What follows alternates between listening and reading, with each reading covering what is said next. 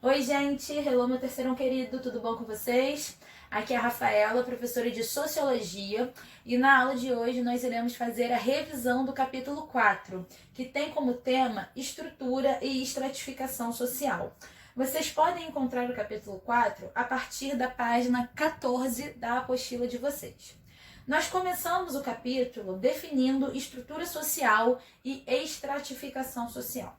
A estrutura social é o que define determinada sociedade. A estrutura, gente, é uma maneira de organização. Ela vai definir a sociedade a partir da relação de fatores como, por exemplo, fatores econômicos, políticos, sociais, religiosos, culturais. Essa estrutura social, elas dão uma face para cada sociedade, elas vão dar uma cara diferente para cada sociedade. Já a estratificação social é uma classificação. A estratificação é uma maneira como os grupos são classificados em estratos, ou seja, como os grupos são classificados em camadas e como podem ou não ocorrer mobilidade, tá? Uma mobilidade social, no caso. Para estudar a estratificação, a gente deve verificar como que se organizam as estruturas de apropriação econômica e de dominação política, influenciados também por outros elementos, como, por exemplo, religião, escolaridade, etnia, e que influem num processo de hierarquia, de hierarquização. Tá? Essas semelhanças e diferenças são produzidas pelos diferentes processos históricos. Ok? Depois, gente, a gente começa a estudar as sociedades organizadas em castas. O exemplo mais famoso é a Índia, tá? Essa sociedade organizada em castas é uma organização, uma configuração social baseada numa hierarquia. Essa hierarquia ela vai ser baseada em religião, etnia, cor, hereditariedade e pela ocupação, tá? A gente não vai ter nessa sociedade de castas mobilidade social e nem relacionamentos entre diferentes castas. Apesar de ter sido politicamente abolido na Índia nos anos de 1940, esse sistema ainda sobrevive até hoje culturalmente e ele organiza essa sociedade. Quais vão ser as principais castas que a gente vai ter na sociedade da Índia? A gente vai ter os brahmanes, que são os sacerdotes, os kshatriyas, que são os guerreiros, os vaixas, que são os comerciantes, os sudras, que são os trabalhos servis, e os párias, ok? E quais vão ser as principais características dessas sociedades organizadas em castas? Possuem relações muito isoladas, aquela ideia que eu já comentei que não há mobilidade social. Eles praticam a endogamia, que é um casamento apenas entre pessoas pertencentes à mesma classe, exatamente visando essa manutenção da estrutura social, por isso que a gente diz que não há essa mobilidade, e dessa forma você também preserva as nobrezas, as raças de uma maneira pura, vamos dizer assim. Eles se alimentam apenas com integrantes de sua casta. As castas inferiores não podem ser tocadas pelas superiores e é tocada de contato mesmo, tá, gente? Do encostar, tá? É possível que as castas inferiores tenham costumes das superiores e até casamentos, exceto os brahmanes. E a introdução de costumes ocidentais tem modificado bastante essa organização de castas na Índia, tá? Depois, gente, a gente estudou as sociedades em estamentos. O que é um estamento? O estamento é um conjunto de direitos e deveres, privilégios e obrigações que são aceitos como naturais e são publicamente reconhecidos, mantidos e sustentados pelas autoridades oficiais e pelos tribunais. Tá, gente? Então, um exemplo de sociedade em estamento é o sistema feudal. Tá? Como é que se organizava esse sistema feudal? Quais eram os estamentos desse sistema feudal? A gente tinha a nobreza, o clero e o terceiro estado, formado pelos comerciantes, camponeses e trabalhadores. Tá? Depois a gente viu também que esse termo estamento hoje ele é usado para designar determinada atividade profissional com regras muito precisas para que se ingresse nela ou para que o indivíduo se desenvolva nela com um rígido código de honra, como por exemplo militares e médicos. tá? Depois que a gente viu essas sociedades, as maneiras como elas são organizadas, a gente conversou sobre a ideia da pobreza. A pobreza, gente, ela é a condição mais visível da desigualdade no nosso cotidiano, tá bom? Na Idade Média, o pobre era um complemento do rico. Por que a gente fala isso? Para existir o rico, você tem que existir o pobre, você tem que ter esse contraponto. A condição de nascença definia a sua pobreza. Os ricos têm uma obrigação moral de ajudar os pobres. Isso na Idade Média, tá, gente? A pobreza pode ser uma desgraça causada pela guerra ou por adversidades, como, por exemplo, doenças ou qualquer tipo de deformidade física. E o Estado, que arrecada impostos, tem a obrigação de cuidar dos pobres, tá? O crescimento da produção e a crescente qualificação da mão de obra levaram muitas pessoas a concluir que a pobreza está relacionada com preguiça ou com a indolência. A pessoa é pobre porque ela não quer trabalhar. No século XVIII, o liberalismo ele surge com força, né? E ele justifica a pobreza da seguinte maneira: as pessoas são responsáveis pelo seu destino e ninguém tem obrigação para ajudar o pobre. Ou seja, o liberalismo, né, ele vem tentar romper com essa ideia que o Estado seria responsável pelos pobres, ou que o Estado seria responsável pela manutenção dos serviços básicos, tá? Aí, gente, chega o Malthus, né, que é o pai do malthusianismo, e que ele vai falar, o malthusianismo é uma teoria demográfica, né, que ele vai falar sobre controle populacional. O que o Malthus dizia? Ele dizia que toda assistência social aos pobres deveria ser repudiada, pois os pobres teriam cada vez mais filhos, aumentando ainda mais a sua miséria. O Malthus ele recomendava abstinência sexual. Ainda não existia anticoncepcional, né? Então o único jeito de você não ter filhos era não praticando atividades sexuais, e o casamento tardio.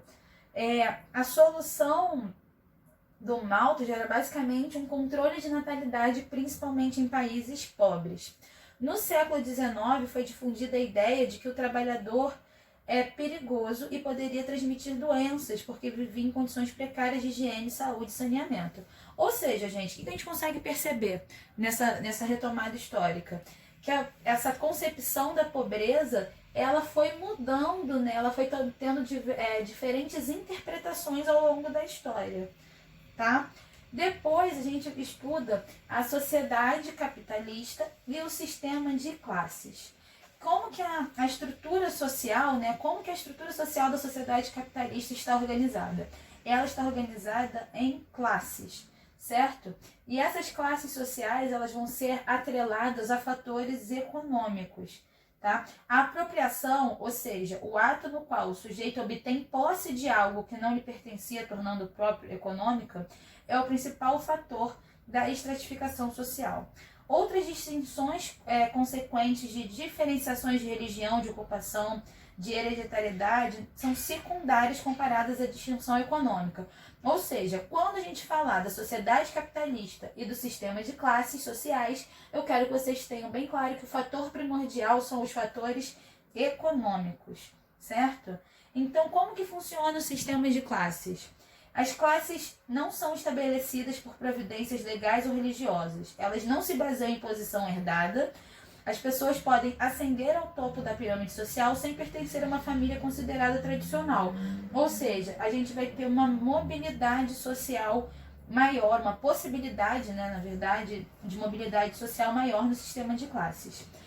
No sistema de classes não existe restrição formal quanto ao casamento entre pessoas de classes diferentes. A mobilidade social é maior, mesmo com dificuldades, a classe pode ser conquistada. No sistema de classe, os fatores econômicos preponderam sobre todos os outros, como a gente já mencionou, e as desigualdades se expressam na diferença de trabalho e de arrecadação de cada um. Quanto mais você trabalha, quanto mais, como que eu posso dizer, quanto mais aquele trabalho é valorizado na sociedade, mais você tende a ganhar, né, a arrecadar dinheiro dentro da sociedade de classes capitalistas.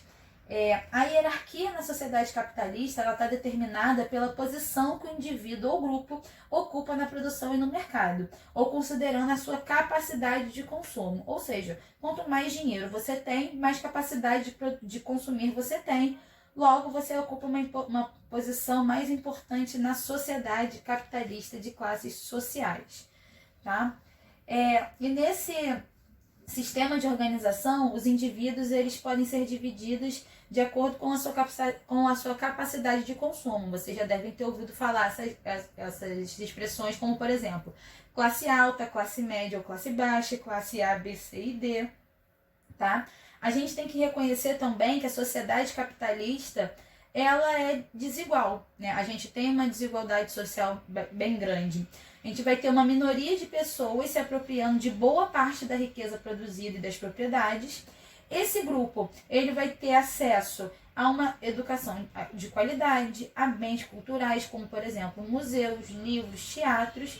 Só que, entretanto, nesse sistema das classes sociais, você tem a oportunidade, né, de prosperar, você tem a oportunidade de ascender as classes com mais facilidade, né? A sociologia e as classes sociais, a gente vai ter o Karl Marx e o Max Weber fazendo as suas afirmações, né, as suas análises sobre isso. O Karl Marx ele diz que as sociedades capitalistas são regidas por relações em que o capital e o trabalho são dominantes. Dessas relações emergem duas classes sociais. Vocês já sabem quais são elas, né, gente? A burguesia, que personifica o capital, e o proletariado, que vai personificar o trabalho. De novo, gente, o Karl Marx sempre usa essa lente do conflito de classes, não esqueçam isso. Além dessas classes sociais, existe uma classe média, que ora apoia a burguesia e ora apoia o proletariado. Para o Marx, o motor da história vai ser a luta de classes. Para ele, né, para o Marx, a única classe capaz de promover a superação do capitalismo vai ser exatamente o trabalhador, o proletariado. Apenas o trabalhador que vai poder realizar a revolução e estabelecer o socialismo e a seguir estabelecer uma sociedade sem classes, que seria o auge do socialismo, é o comunismo, que é essa sociedade sem classe. Tá? Já o Max Weber, ele diz que a estratificação da sociedade ela vai possuir 3 dimensões: riqueza, prestígio e poder. E o que ele observa? Ele vai observar que alguns podem ter riqueza e não ter prestígio e poder, uns podem ter prestígio e nem riqueza e nem poder, e outros podem ter poder e nem riqueza nem prestígio. Ou seja, não está necessariamente vinculado ao outro. Nesse sentido, classe é todo grupo humano que se encontra em igual situação, que tem o mesmo acesso à riqueza, ao prestígio ou ao poder. O Weber, né, para o Weber, as lutas de classe não são o motor da história, ou seja, o Weber ele discorda do Marx. Ele vai, para o Weber, uma manifestação para a manutenção da natureza, do prestígio ou do poder, que são o motor da história. Tá? Depois, gente, a gente tem essa ideia das oportunidades e estratificação. Os sociólogos norte-americanos, o Davis e o Moore, eles vão ter uma ideia de necessidade funcional. A execução ou fabricação se procura atender, antes de tudo, ao fim prático. Consideram que na sociedade capitalista haverá possibilidade de ascensão social se for oferecida igualdade de oportunidades. Porém, alguns vão aproveitar essas oportunidades e outros não aproveitarão, porque alguns se esforçarão mais que outros. É aquela ideia que vocês já devem ter ouvido também falar em algum momento da meritocracia. As pessoas elas vão conquistando, né, posições, dinheiro, enfim, conquistando a sua vida através dos seus méritos, já que todos têm as mesmas oportunidades, só que se você se esforçar mais, aí você vai ter o mérito de conquistar determinado fim. Depois, gente, a gente analisou as desigualdades de riqueza, prestígio e poder. Ou seja, a gente estudou mais aquela ideia do Max Weber, né? Ele vai analisar a estratificação social em uma sociedade, fazendo a distinção entre as seguintes dimensões, como a gente já mencionou: a econômica, que vai ser a quantidade de riqueza; a social, que vai ser status ou prestígio; e a política, que é uma quantidade de poder que as pessoas detêm nas relações de dominação em uma sociedade, tá? E partindo dessas dimensões, o Weber afirma que muitas pessoas podem ter uma e não ter necessariamente outra, e que, por exemplo, isso vai influenciar na organização, né? Porque o Weber, ele concebe hierarquias sociais baseadas em fatores econômicos, que são as classes, em prestígio e na honra, no poder, os grupos de status. Por último, a gente conversou, né, sobre as desigualdades sociais no Brasil. As desigualdades sociais no Brasil, elas são presentes aqui no nosso território desde sempre, tá? A gente pode pontuar a concentração de renda, a ideia da qualificação, da quantidade de estudos que você possui, com a quantidade e a possibilidade de oportunidades que você vai ter. A gente vai ter uma desigualdade do acesso à informação, certo? E o Brasil é considerado como um dos países mais desiguais do mundo, tá? Isso não vai se traduzir somente em fome e miséria, mas como também em condições precárias de saúde, de habitação, de educação. Então, gente, é importante ressaltar que essa desigualdade social, ela não tem uma solução, né? Você não tem uma receita de bolo que vai resolver todos esses problemas. Mas, com certeza, se a gente for analisar a experiência de alguns países, a gente vai perceber que o melhor caminho, né, para diminuir essas desigualdades sociais com as quais a gente passa aqui no Brasil é a solução. Então, estudem, tá bom, galera? Aqui a gente termina a nossa revisão do capítulo 4.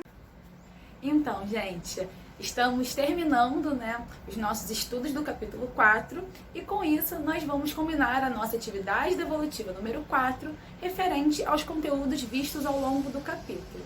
O que eu quero que vocês façam?